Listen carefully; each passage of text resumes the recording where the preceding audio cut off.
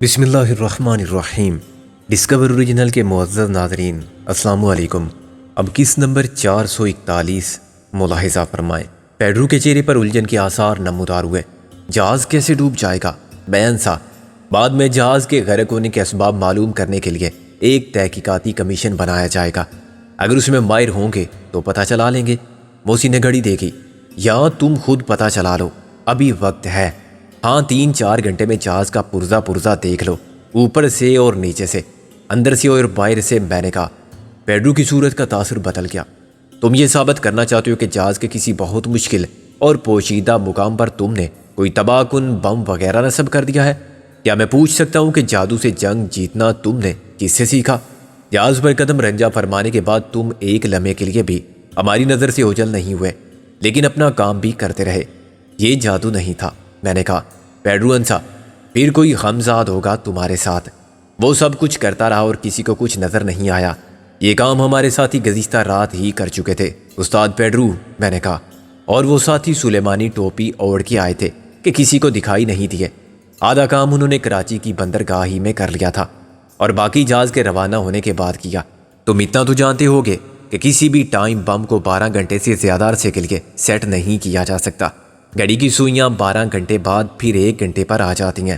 جہاز کے بارے میں یہ معلوم ہونے تک کہ اس کی روانگی کب ہوگی، یہ کام ناممکن تھا۔ اور سلیمانی ٹوپی تو آنکھ پر پڑ جانے والا پردہ ہوتی ہے۔ اندھیرا بھی سلیمانی ٹوپی ہے جس میں آنکھ کچھ نہیں دیکھ سکتی، اور لا علمی بھی سلیمانی ٹوپی ہے۔ تمہیں کیا معلوم کہ یہاں تمہارا ساتھی کون تھا اور ہمارے ساتھ کون ملا ہوا تھا؟ یہ سارا کھیل ہے پیسے کا یا جذبات کا۔ تم نے آج جہاز کے عملے کی وفاداری خرید لی ہے تو بہت مطمئن ہو۔ کیا تمہیں یہ خیال نہیں آتا کہ تم سے پہلے بھی ان کو خریدنا ناممکن تھا؟ ہاں، جو چیز بازار میں برائے فروخت ہو اسے کوئی بھی خرید سکتا ہے جو پہلے پہنچ جائے، محسن بولا۔ اور یہ بھی مت بھولو کہ انسان جو ایک بار بکتا ہے وہ دوسری بار بھی بک سکتا ہے، اور سب سے زیادہ ناقابل اعتبار وہی ہوتا ہے۔ یہ بھی ممکن ہے کہ وہ پیسہ تم سے لے مگر ساتھ تمہارا نہ دے۔ صرف وہی قابل اعتبار ہوتا ہے جو یقین یا ایمان کے جذبے کو اہم سمجھتا ہو، میں نے کہا۔ ہم جو اتنی بے خوفی سے یہاں آئے تھے تو آخر کس کے بھروسے پر؟ اللہ کے بعد ہم ان کی مدد پر تکیہ کرتے ہیں جو اصولی طور پر ہمارے ساتھی ہیں، زرخرید نہیں ہے۔ اور اگر سب تم کو زرخرید محسوس ہوتے ہیں تو یہ دھوکہ ہے تمہاری نظر کا۔ پیڈرو سوچ میں پڑ گیا۔ جھوٹ بکتے ہو تم، یہ سب میرے ساتھ ہیں۔ ان سے میرا معاملہ پہلے ہی طے ہو گیا تھا۔ جہاز جب کراچی کی بندرگاہ میں تھا تو وہیں ساری بات ہو گئی تھی، مگر یہ ہو سکتا ہے کہ ان میں سے کوئی دوگلا بھی ہو۔ میں معلوم کر لوں گا۔ مجھے تو اب مصرا پر بھی شک ہے، ضرور وہ تم سے ملا ہوا تھا، ورنہ میری بات ضرور سنتا۔ میں نے مسکرا کے محسن کی طرف دیکھا۔ شک کی کیا بات ہے؟ مصرا ہماری مدد نہ کرتا تو ہم کیا کر سکتے تھے؟ تم نے اسے 1 لاکھ دینے کا وعدہ کیا تھا نا؟ پیڈرو چونکا۔ یہ تم کیسے جانتے ہو؟ ہم تو یہ بھی جانتے ہیں کہ مصرا کو اس دھندے میں تم زبردستی کھینچ لائے تھے۔ تم نے اسے بلیک میل کر کے مجبور کیا تھا، محسن بولا۔ اور جس معاملے میں تم نے اسے بلیک میل کیا وہ ایسا تھا کہ اس کی جگہ میں بھی ہوتا تو تمہاری بات مانتا، لیکن پھر میں بھی وہی کرتا جو مصرا نے کیا۔ میں اسی طرح تمہاری پیٹھ میں خنجر گھونپ دیتا۔ پیڈرو کے اعتماد کا شیرازہ بکھرنے لگا تھا۔ اس نے کچھ دیر مجھے اور محسن کو گھورنے کے بعد کہا، یہی 2 آدمی تھے، انہی سے خطرہ تھا۔ چودھری صاحب کو بھی وہ اپنے آپ سے مخاطب تھا۔ چودھری دلاور ایک ذہین آدمی ہے، میں نے کہا۔ اس کے اندازے درست تھے، مگر تم ان دونوں سے چھٹکارا حاصل نہیں کر سکتے تھے۔ مصرا تنگ دست تھا۔ ہم نے اسے دگنی رقم پیش کی تو اس نے کہا کہ یہ رقم اس کے بیوی بچوں کو گھر پہنچا دی جائے۔ اسے تم پر اعتبار نہیں تھا۔ وہ سمجھتا تھا کہ تمہارے لیے 1 لاکھ ادا کرنے سے زیادہ آسان ایک گولی چلانا ہے۔ تم اسے قتل کر دو گے اور دوہرا فائدہ حاصل کرو گے۔ تمہارے 1 لاکھ بھی بچ جائیں گے اور تمہیں افشائے راز کا خطرہ بھی نہیں رہے گا۔ پیڈرو نے مشین گن کا رخ شاہ جمیل کی طرف کیا۔ ایک کو اس کے کیے کی سزا مل گئی۔ ٹھہرو، میں نے چلا کر کہا۔ اسے بھی مار دو گے تو تمہیں ہم بھی بچا نہیں سکیں گے۔ مصرا کے لیے تم کہہ سکتے ہو کہ اسے کسی نے کافی میں زہر دے دیا تھا، اور اس الزام میں کچن کے ملازموں کو گرفتار کرا سکتے ہو۔ فرسٹ آفیسر کو مار ڈالو گے تو ممبئی پہنچ جانے کے بعد حکام کو کیا جواب دو گے اور کمپنی سے کیا کہو گے؟ انہوں نے تمہیں جہاز کی اور عملے کی خدمات مستعار دی تھی، ان کی زندگی کا سودا نہیں کیا تھا۔ جہاز یا عملے کے کسی فرد کو تمہارے ہاتھوں نقصان پہنچا تو وہ تم کو معاف نہیں کریں گے، وہ تمہیں گرفتار اور تمہارے مال کو ضبط کرا دیں گے۔ پیڈرو رک گیا۔ شاہ جمیل نے گہری سانس لی۔ اس کا چہرہ جو دہشت سے پیلا پڑ گیا تھا مطمئن نظر آنے لگا۔ اس نے ممنونیت کے جذبات کے ساتھ ہمیں دیکھا۔ شاہ جمیل، کیا تم ان کو بحفاظت بمبئی پہنچانے اور انہیں معاہدے کے مطابق اپنا مال اتارتے وقت تحفظ فراہم کرنے کی ضمانت دے سکتے ہو؟ میں نے پوچھا۔ اور اس کے بدلے کیا مجھے اور میرے عملے کو سلامتی کی ضمانت ملے گی؟ شاہ جمیل نے میری بات پر غور کر کے کہا، پیڈرو کی طرف سے میں کوئی ضمانت نہیں دے سکتا، لیکن یہ ضمانت تمہیں بہرحال حاصل ہے۔ کیوں پیڈرو؟ پیڈرو نے بادل نخواستہ اقرار میں سر ہلا دیا۔ میں نے صورتحال سے فائدہ اٹھاتے ہوئے پہلے پیڈرو کے ذہن میں شکوک پیدا کیے تھے، پھر اس پر ایک طرح سے نفسیاتی غلبہ حاصل کر لیا تھا اور اسے مجبور کر دیا تھا کہ وہ میری عقل سے سوچے۔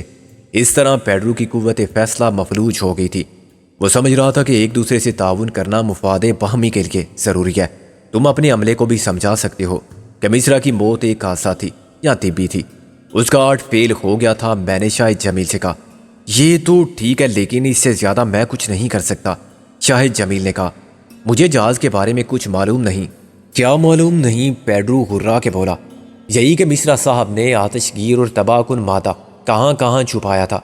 شاہ جمیل نے جوابی پتہ پھینکا، وہ مصرا نے مرنے سے پہلے ہمیں بتا دیا تھا۔ میں نے سکون سے کہا، شاہ جمیل کی چال کامیاب رہی تھی۔ پہلے ہم نے اس کے لیے تحفظ کی ضمانت فراہم کی تھی، تو اب اس نے ہمیں موقع دیا تھا کہ ہم اپنے دفاع کو یقینی بنا لیں۔ پیڈرو بے بسی کے عالم میں ہونٹ کاٹ رہا تھا اور سخت مشتعل تھا۔ ہماری مدد کے بغیر وہ جہاز کو غرق ہونے سے نہیں بچا سکتا تھا، اور ادھر شاہ جمیل کی مدد کے بغیر خود کو ان قانونی الجھنوں سے محفوظ نہیں رکھ سکتا تھا جو اس کے مشن کو منزل پر پہنچنے کے بعد ناکامی سے دوچار کر سکتی تھی۔ پیڈرو نے اپنے دو ساتھیوں کو حکم دیا کہ وہ شاہ جمیل کو لے جائیں۔ اس کو انجن روم میں قید رکھو۔ یہ تم دونوں کی ذمہ داری ہے کہ نہ یہ اس کمرے سے نکلے اور نہ کوئی اس کے پاس جائے۔ عملے کو میری ہدایات کی ضرورت پڑتی رہتی ہے، شاہ جمیل نے کہا۔ سب ہدایات میری موجودگی میں دی جائیں گی۔ باہر سے بلائے جانے والے دو افراد نے پیڈرو کے حکم پر گل کو آزاد کر دیا، جو اب سخت اذیت میں تھی۔ اسے جس طرح باندھا گیا تھا وہ انتہائی تکلیف دہ طریقہ تھا۔ وہ پنجوں کے بل زمین پر کھڑی رہ سکتی تھی اور قدم جما کے کھڑے ہونے کی صورت میں اوپر بندھے ہوئے ہاتھوں، شانوں، بازوؤں پر جسم کا سارا بوجھ پڑ جاتا تھا۔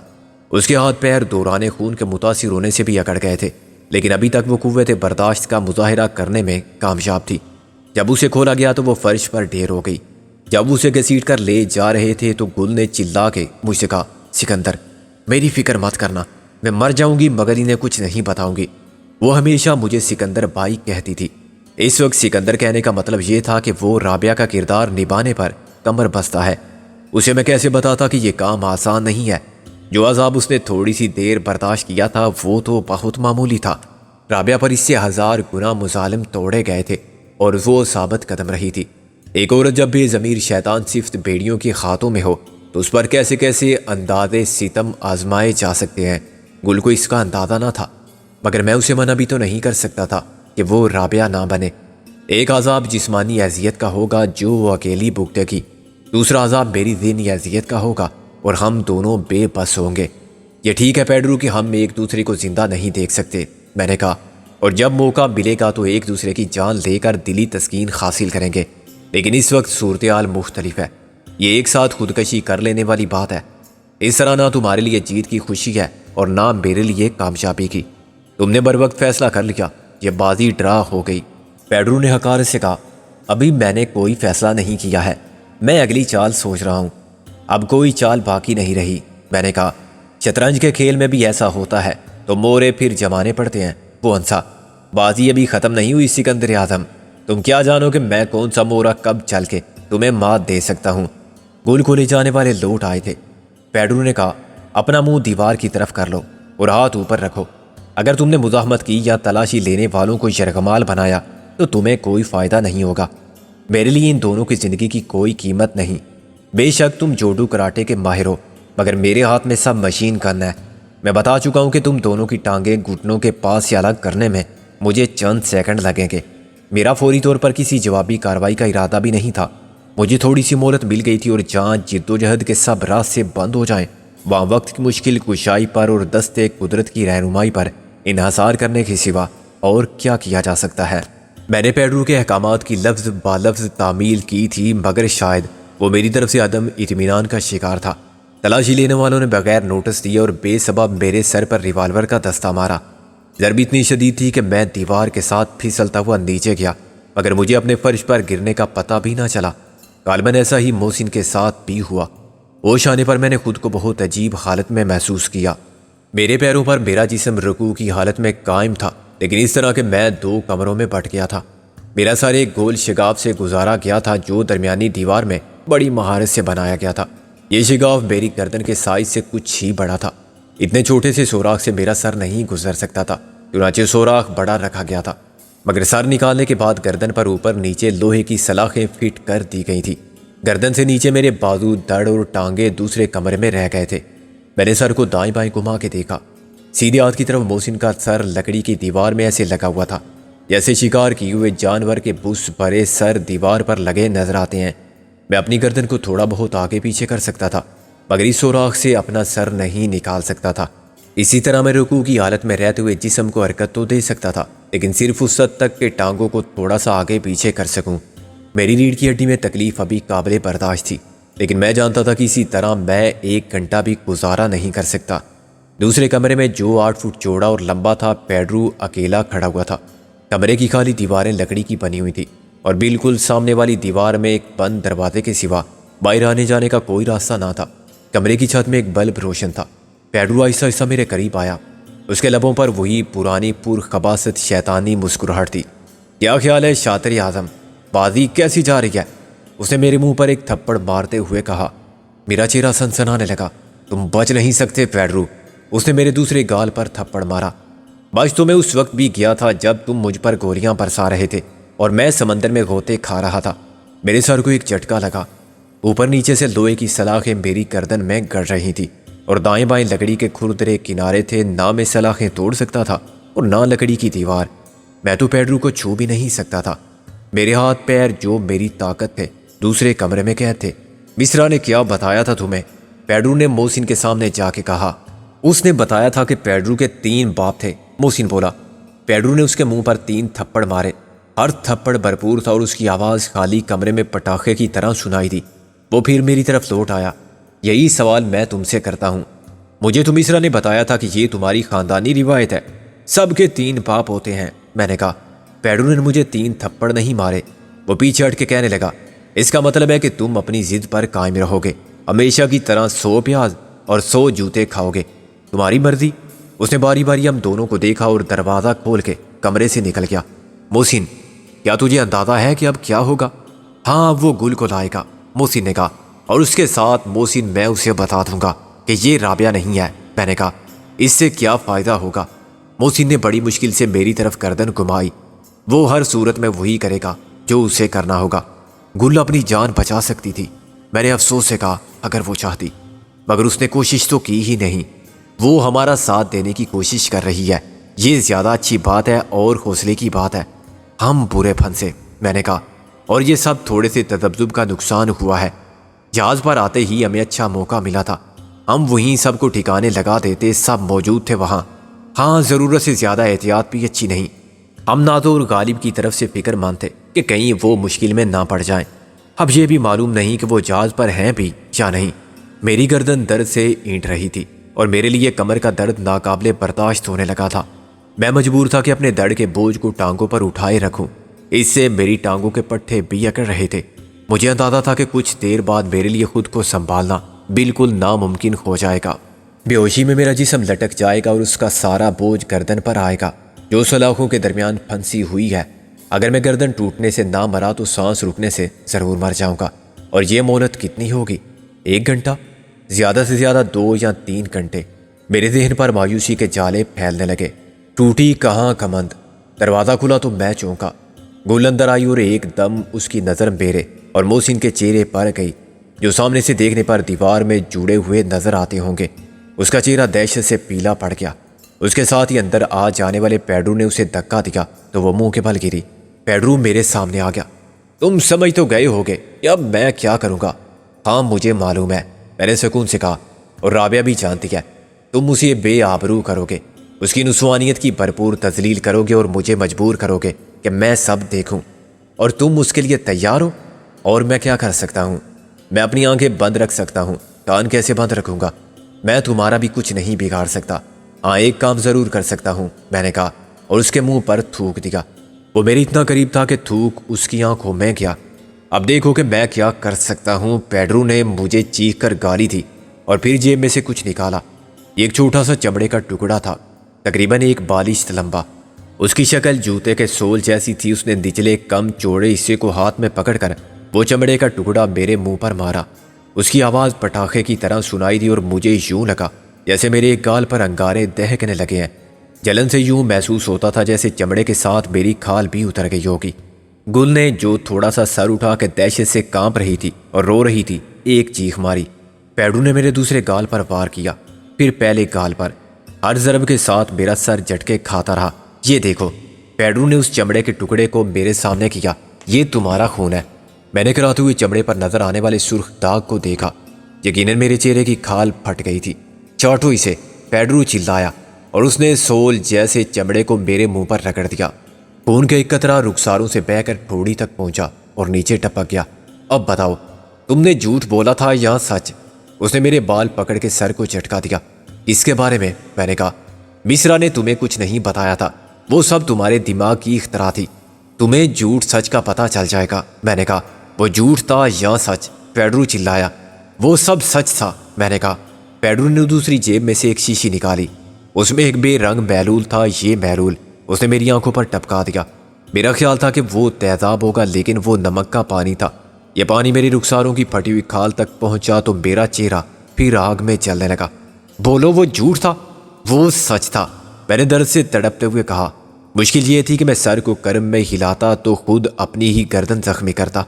گل ابزاروں کی تار رو رہی تھی۔ اس نے ایک بار پیڈرو پر حملہ بھی کیا، مگر پیڈرو نے ایک جھٹکے سے اسے پھر دور پھینک دیا۔ میرے بعد محسن کی باری آئی۔ اس کا چہرہ بھی لہو لوہان ہو گیا، مگر پیڈرو سے یہ تسلیم نہ کرا سکا کہ ہم نے مصرا کے بارے میں جو کہانی سنائی تھی اس کی بنیاد جھوٹ پر تھی۔ بلاخر اسے یقین آ گیا کہ مصرا نے ہمارا ساتھ دیتے ہوئے بحری جہاز میں کہیں آتش گیر مادہ چھپایا تھا اور ہمیں مطلع کر دیا تھا۔ چنانچہ ہم صرف بارود کو چنگاری دکھانے کے لیے پہنچے تھے۔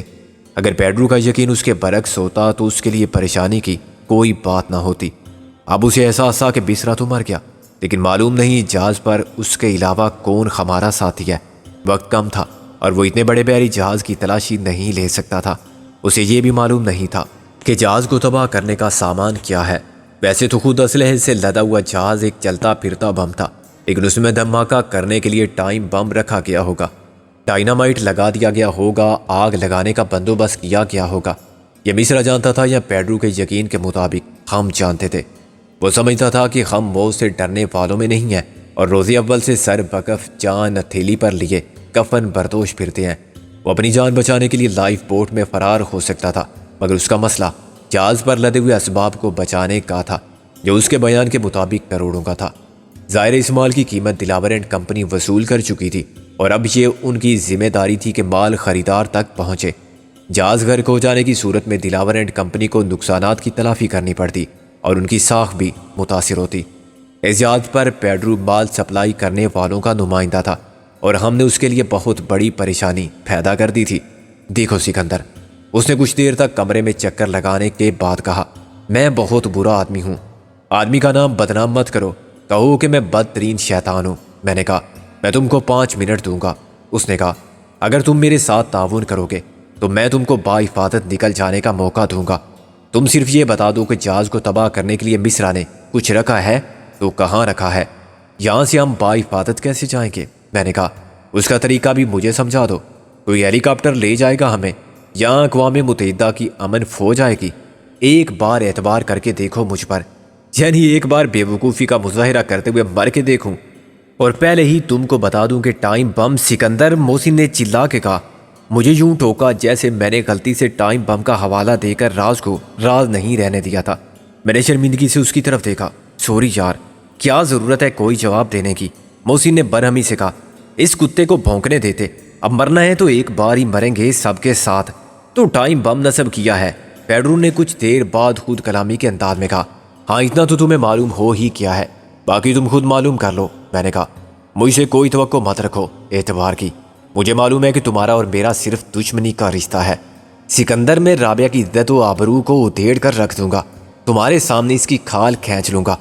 میرے پاس جانور ہیں اور انسان ہیں جو جانوروں سے بدتر ہیں، وہ رابعہ کا گوشت پوست سب نوچ کھائیں گے، کیوں تم آسان طریقے سے جان بچانے کی بجائے مشکل طریقے سے مرنا چاہتے ہو؟ تم نہیں جانتے کہ میں کیا کر سکتا ہوں۔ نہ تم دیکھ سکو گے نہ برداشت کر سکو گے۔ مجھے بتاؤ تم کیا چاہتے ہو؟ جو میں چاہتا ہوں وہ اپنے وقت پر خود ہی ہو جائے گا۔ میں نے کہا اس سے تمہیں کچھ نہیں ملے گا۔ وہ چیخ کر بولا مجھے شہادت نصیب ہوگی جو خسارے کا سودا نہیں میرے لیے۔ ہاں تم بہت گھاٹے میں رہو گے۔ میں نے کہا پیڈرو کے ضبط کا حوصلہ ختم ہو رہا تھا اور اس پر دیوانگی طاری ہونے لگی تھی۔ اس کی آنکھیں وحشی کبوتر کی طرح سرخ ہو رہی تھی اور وہ سانس لیتے ہوئے کسی خون آشام درندے کی طرح پھنکار رہا تھا۔ دیکھو ایک آخری تجویز ہے میری، وہ میرے سامنے آ کے بولا۔ فرض کرو میں تمہیں محسن کو اور رابعہ کو ایک لائف بوٹ میں کہیں بھجوا دوں، میں خود تمہیں اس جہاز سے دور لے جاؤں اور تم کو کسی دوسرے جہاز پر کسی لانچ پر چھوڑ دوں، تو تم مجھے بتا دو گے کہ وہ ٹائم بم کہاں اور کس وقت پھٹے گا؟ اور جب میں تم کو یہ بات بتا دوں گا تو تم مجھے گولی مار کے لوٹاؤ گے۔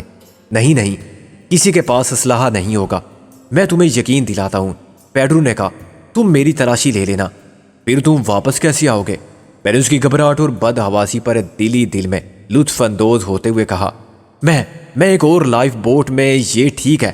فرض کرو ہم ایک لائف بوٹ میں جاتے ہیں، آدھے گھنٹے بعد دوسری لائف بوٹ لے کر کوئی اسی سمت میں آ جاتا ہے اور 1 گھنٹے بعد مجھے واپس لے آتا ہے۔ 1 گھنٹے میں تم کافی دور نکل جاؤ گے، تمہارے لیے کوئی خطرہ نہیں ہوگا۔ تم پاگل ہو گئے ہو پیڈرو، تمہارے سوچنے سمجھنے کی صلاحیت ختم ہو گئی ہے۔ میں نے کہا خطرہ مجھے نہیں تم کو درپیش ہے۔ فرض کرو میں نے تم کو غلط بتا دیا، واپس آ کے تم کو ٹائم بم وہاں نہ ملا، پھر؟ اس کے علاوہ جب تم خالی ہاتھ میرے ساتھ جاؤ گے تو تمہاری واپسی ہوگی ہی نہیں، میں تمہاری گردن توڑ کے تمہیں ٹھنڈا کر دوں گا۔ پیڈرو کا دماغ الٹ گیا، اس نے مجھے ایک سے ایک گندی گالی دی اور میرے منہ پر تابڑ توڑ مکے مارے۔ گل نے ایک بار پھر اس کا ہاتھ تھامنے کی بے سود کوشش کی، مگر ایک بھی پھر وحشی درندے کی قوت کے سامنے وہ کیسے ٹھہر سکتی تھی؟ پیڈرو نے اس کے کپڑے تار تار کر دیے اور اسے بالوں سے پکڑ کر گھسیٹا اور اس کا سر کئی بار دیوار سے دے مارا۔ ایک طرف پیڈرو کی دیوانگی تھی تو دوسری جانب گل کا ہسٹریا۔ بلاخر گل فرش پر پڑی رہ گئی، پیڈرو سے ٹھوکر مار کے باہر نکل گیا۔ گل، میں نے وہ مشکل تمام کہا۔ خون میرے ہونٹوں سے رس رہا تھا اور میری ناک سے ٹپک رہا تھا اور اس کا ذائقہ مجھے اپنی زبان پر محسوس ہوتا تھا۔ میری طرف دیکھو گل، رابعہ ہے میرا نام۔ گل نے سر اٹھا کے کہا ایسا مت کرو گل، مجھ پر پہلے ہی بہت سے لوگوں کے قرض کا بھار ہے، اپنی جان بچاؤ۔ ان سے کہہ دو کہ تم ہمارے ساتھ نہیں ہو، ہم تمہیں دھوکے سے لے آئے تھے، کچھ بھی کہہ دو۔ تم رابعہ سے یہ توقع رکھتے ہو؟ کیا رابعہ ایسا کر سکتی تھی؟ تم اس سے یہ سب کہہ سکتے تھے؟ وہ روتے روتے بولی پھر میری تذلیل کیوں کرتے ہو؟ تم نے ناگ منی کو گل بانو اپنی مرضی سے بنا دیا، کیا میں اپنی مرضی سے رابعہ بھی نہیں بن سکتی؟ دروازہ پھر کھل گیا اور اس بار پیڈرو کے ساتھ 2 حکم کے غلام بھی اندر آ گئے۔ انہیں پہلے سے معلوم تھا کہ ان کا یہاں کیا کام ہے۔ کچھ کہے سنے اور انتظار کیے بغیر انہوں نے گل کو پکڑ لیا۔ وہ صحت مند کرخت نکوش والے اجڑ لوگ تھے، ان کے سامنے گل کی ساری مزاحمت بیکار گئی۔ میں نے اپنی آنکھیں بند کر لیں، ذہنی و جسمانی اذیت کا ہر لمحہ تاریک ہو گیا۔ اس اندھیرے میں جب آنکھیں کچھ دیکھنے سے قاصر تھی، میرے تصور نے مجھے جھنجھوڑنا شروع کیا۔ میں نے گھبرا کے آنکھیں کھول دی۔ گل کے ہاتھ اس کی کمر کے پیچھے باندھ دیے گئے تھے اور رسی کا ایک ٹکڑا اس کے پیروں میں لپٹا ہوا تھا۔ وہ گٹھری سی بنی فرش پر اکیلی پڑی ہوئی تھی۔ پھر انہی 2 حکم کے غلاموں میں سے ایک اندر آیا، اس کے ہاتھ میں ایک ڈول سا تھا۔ اس ڈول میں ہاتھ ڈال کے اس نے کوئی لیس دار چیز نکالی اور گل کے جسم پر ملنے لگا۔ میری ناک سونگھنے کے قابل نہیں رہی تھی، پھر بھی اپنے لہو کی بو کے ساتھ میں نے شہد کی خوشبو کو محسوس کر لیا۔ اس کے جسم پر شہد ملنے والے کے جذبات نہایت بھڑکے ہوئے تھے اور وہ بے خودی میں حد سے گزرنے لگا تھا کہ پیڈرو پھر آ گیا۔ اس کے ساتھ دوسرے شخص نے لکڑی کا ایک ڈبہ اٹھا رکھا تھا۔ پہلا شخص فوراً وہاں سے نکل گیا۔ جاتے جاتے اس نے ایک پرخوص پرحسرت نظر سے گل کو دیکھا، جس کے شباب کی تازگی میں شہد کی چاشنی بھی شامل ہو گئی تھی اور وہ گیا تو اپنے ہونٹ چاٹ رہا تھا۔ پیڈرو کے اشارے پر دوسرا شخص وہ ڈبہ زمین پر رکھ کر رخصت ہو گیا۔ گل کی پھٹی پھٹی نظریں اس بند ڈبے پر جم کر رہ گئی تھی۔ یہ اندازہ کرنا مشکل تھا کہ اس ڈبے میں کیا ہوگا۔ پیڈرو نے ڈھکن کھولا اور ڈبے کو الٹ دیا۔ بڑے بڑے لال چیونٹوں کا ایک خونی لشکر شہد کی خوشبو پر گل کے جسم کی طرف لپکا۔ پہلے چیونٹے نے اس کے بدن پر اپنے پرخار پنجے گاڑے تو گل نے چیخ ماری اور کروٹ لے کر پلٹ گئی، لیکن اتنی دیر میں کچھ اور چیونٹے آگے بڑھ گئے تھے۔ دیکھتے ہی دیکھتے اس کے شفاف مرمری بدن کی جلد پر لال چیونٹے بدنما داغوں کی طرح نظر آنے لگے۔ گل ان سے بچنے کے لیے کروٹیں لیتی ہوئی بھاگ رہی تھی۔ مگر اس کمرے کی دیواروں کے درمیان جگہ کہاں تھی؟ پھر وہ لال رنگ کے چیونٹے اتنی تیزی سے حملہ آور ہو رہے تھے کہ اگر گل کے ہاتھ پاؤں کھلے ہوتے تب بھی وہ ان کی جلغار سے محفوظ نہیں رہ سکتی تھی۔ چیونٹے اب شہد چاٹ رہے تھے اور گل کے جسم کو کاٹ رہے تھے۔ گل کی دل خراش چیخوں کے ساتھ استاد پیڈرو کے فوج اور پرخبا سے تیبانی کہہ کے گونج رہے تھے، اور میں اذیت سے سر پٹک رہا تھا، گالیاں بک رہا تھا، دھمکیاں دے رہا تھا، جو میرے پاگل پن کے سوا کچھ نہ تھا۔ یہی محسن کر رہا تھا، یہ جانتے ہوئے بھی کہ ایسی دیوانگی کے مظاہرے سے کچھ حاصل نہ ہوگا۔ بتاؤ سکندر اعظم، ابھی وقت ہے۔ پیڈرو نے میرے پاس آ کے میرے بال کھینچ کر کئی جھٹکے دیے۔ نہیں بولو گے تو رابعہ کی صرف ہڈیاں رہ جائیں گی۔ یہ گوشت خور چیونٹے ہیں، یہ جسم پر سے ایک ایک ریشہ چن لیتے ہیں۔ سکندر، گل نے چلا کے کہا، اللہ کے لیے پیڈرو میں بتاؤں گا۔ میں نے محسوس کیا کہ گل کی پکار میرے دل میں انگارے کی طرح اتر گئی ہے۔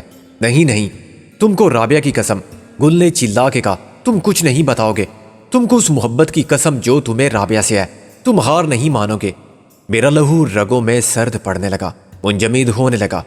گل نے مجھے وہ قسم دے دی تھی جسے میں نہیں توڑ سکتا تھا، اور یہ قسم بھی اس نے اتنی ہوشیاری سے دی تھی کہ پیڈرو کو کچھ معلوم نہ ہوا۔ وہ یہی سمجھتا رہا کہ مجھے خود رابعہ نے اپنی قسم دی ہے۔ گل اب ہر طرف لوٹ رہی تھی اور وہ پیروں پر کھڑا ہونے کی کوشش کرتی تھی، گر جاتی تھی۔ کچھ چیونٹے اس کے جسم کے نیچے دب جاتے تھے، باقی پھر اسے چمٹ جاتے تھے۔ اس کا سارا بدن لال چیونٹوں سے بھر گیا تھا، وہ سب اسے کاٹ رہے تھے اور وہ بری طرح چیخ رہی تھی۔ اس کی اذیت میرے لیے ناقابل برداشت ہو چکی تھی۔ اچانک میں نے اپنے پیچھے کچھ آوازیں سنی، کسی کے ہاتھ میرے جسم کو ٹٹول رہے تھے۔